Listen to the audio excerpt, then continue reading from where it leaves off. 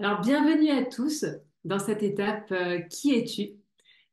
C'est la première question des quatre grandes questions du life designing. Qui es-tu? Que veux-tu? Que fais-tu? Comment le fais-tu? Alors, aujourd'hui, on va voir déjà pourquoi commence-t-on par cette question Qui es-tu? Alors, il y en a certains peut-être qui vont se dire mais moi, en fait, je ne suis pas venue pour savoir qui j'étais, mais plutôt ce que j'avais besoin de faire dans la vie. Je suis à la recherche d'un métier, je suis à la recherche d'un projet. Et là est ma vraie question. Et, et justement, c'est parce que vous êtes à la recherche de la réponse à cette question, que fais-tu, qu'il est important de se poser en premier la question, qui es-tu? Parce qu'il y a plus de 8 milliards d'individus sur Terre et donc il y a potentiellement plus de 8 milliards de manières de réussir sa vie. Il y a potentiellement plus de 8 milliards de métiers ou tout du moins de manières de réaliser des métiers existants. Et c'est pour ça que c'est important aujourd'hui d'aller répondre à cette question, parce que c'est ainsi que vous allez pouvoir trouver vos réponses.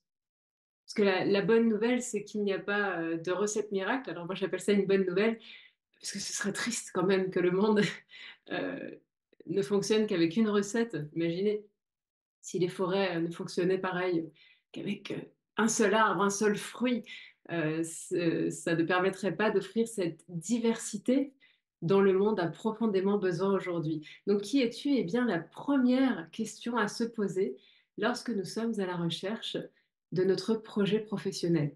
Donc, l'objectif de cette étape, ça va être justement de mieux se connaître, d'aller regarder à l'intérieur, parce que la réponse, justement, à qu'est-ce que je vais faire dans la vie, quel projet va fonctionner, elle ne se trouve pas dehors, elle ne se trouve pas à l'extérieur, elle se trouve bien à l'intérieur de nous en premier.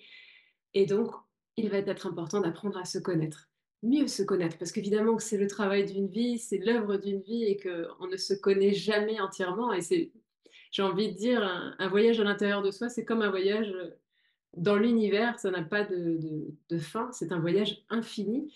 Mais c'est un voyage passionnant parce que plus vous allez vous rencontrer et plus vous allez rencontrer potentiellement euh, ce, ce qui est fait pour vous et de rencontrer ce pourquoi justement vous êtes fait et ce qui vous épanouit et donc ce qui a le plus de valeur ajoutée pour le monde.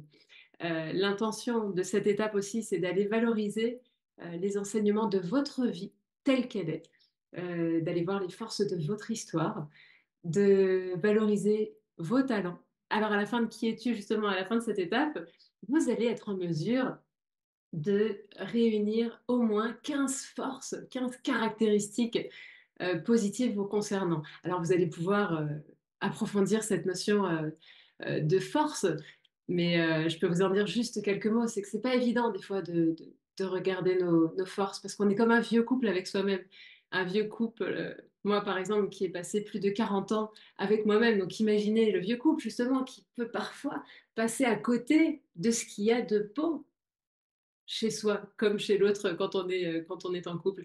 Donc là, ça va être le jeu justement d'aller voir ce qui est le plus naturel chez vous, d'aller voir ce qui est le plus évident, d'aller se regarder comme au premier jour. Donc ça, c'est vraiment un regard qu'on va réapprendre à avoir envers soi pour apprendre à prendre conscience justement de toutes ces caractéristiques qui nous composent. On va aller aussi à travers cette question, se reconnecter à nos zones d'enthousiasme. Alors ça, c'est extraordinaire parce que vous allez voir justement que notre cerveau se développe là où on l'utilise avec enthousiasme et donc en se rebranchant à nos zones d'enthousiasme, on va se rebrancher aussi à nos zones de talent, à nos zones d'expertise. Et c'est bien de ça dont on a besoin pour le développement de nos projets professionnels.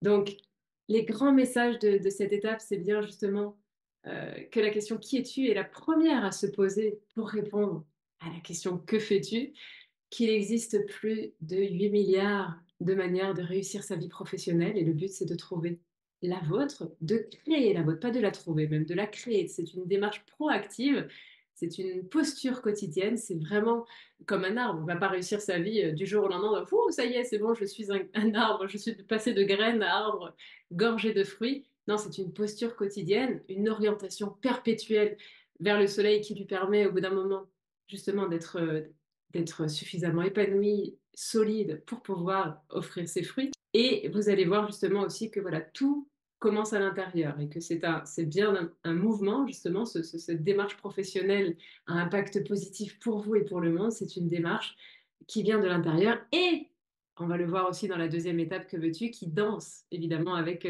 l'extérieur.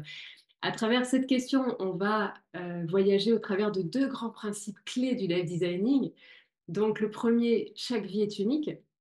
L'intention ici, ça va être de prendre conscience de votre singularité, de prendre conscience de, du fait que vous êtes unique, qu'il n'y a jamais eu comme vous avant, qu'il n'y a jamais eu personne comme vous avant et qu'il n'y aura jamais plus personne comme vous après.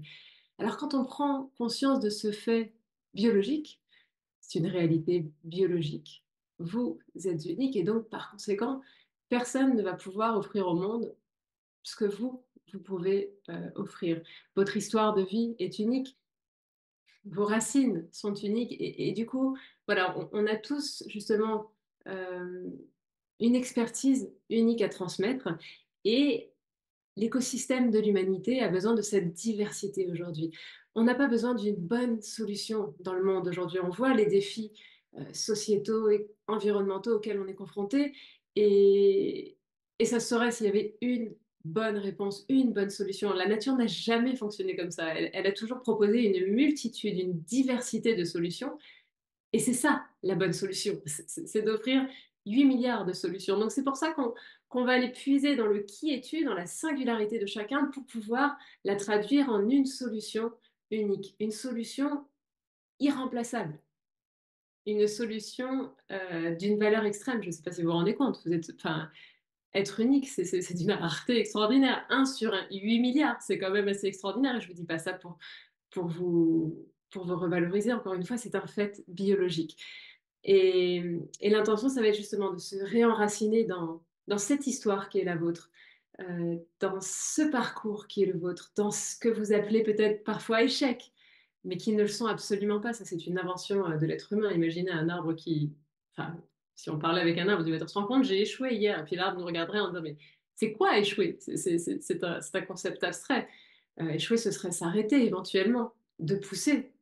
Et donc là, ça va être vraiment justement de faire, d'embrasser votre histoire, de faire un avec votre histoire, de justement extraire les forces de votre histoire de vie, de votre parcours de vie, et de reprendre les rênes, de se rendre compte que justement notre histoire, c'est pas l'extérieur qui l'écrit, ce sont bien nous qui avons les rênes de ce parcours et qui choisissons le sens que nous allons pouvoir donner aux faits, enfin, aux événements qui peuvent arriver.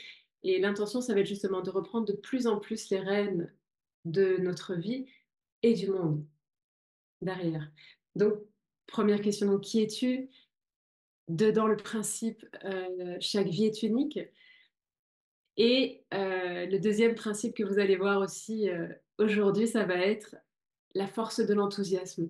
Donc là, encore une fois, l'intention, c'est de vous reconnecter à vos zones de génie, à vos zones d'enthousiasme, à ces zones dans lesquelles on a naturellement l'élan d'apprendre de nouvelles choses, dans lesquelles on a naturellement de l'énergie quand on passe du temps sur ce sujet. Ce qui est extraordinaire, c'est qu'il y a une complémentarité, une diversité, encore une fois, dans cet écosystème de l'humanité euh, qui fait qu'on est vraiment tous complémentaires. Incroyable, moi je pensais que les sujets qui ne me plaisaient pas ne pouvaient pas plaire à mon voisin, mais c'est bien l'inverse en fait. Mon voisin peut être enthousiasmé par certains sujets qui ne m'enthousiasment pas et vice-versa. Donc c'est là où il y a une belle complémentarité entre les êtres humains.